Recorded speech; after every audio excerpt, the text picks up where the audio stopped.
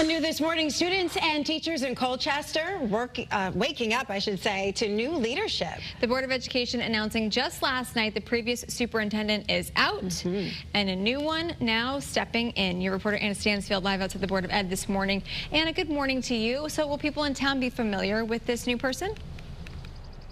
They should be. It's going to Judy O'Meara. She's right now the principal at Colchester Elementary, so families should at least be familiar with her name. But now again, she's stepping into some much bigger roles here in the district. That is not going to be an easy one to fill, as district leaders say right now they're facing some budget issues.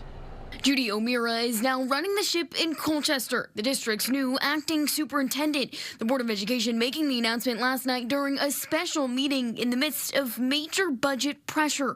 District documents show the biggest driver has been a sharp increase in health insurance costs. Right now, the district's original proposal called for about a 10% increase, and school officials have since been discussing additional reductions. Colchester's first selectman says that's adding a lot of pressure to the town's budget, as they're now faced with finding a way to make up for all those costs.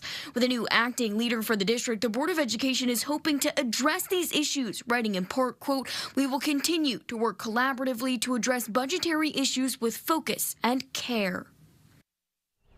And the Board of Education also said they'll be focused on rebuilding trust within the community, hoping to be more transparent with teachers, students, and parents moving forward. I'm your reporter live in Colchester, Anna Stansfield, Channel 3 Eyewitness News.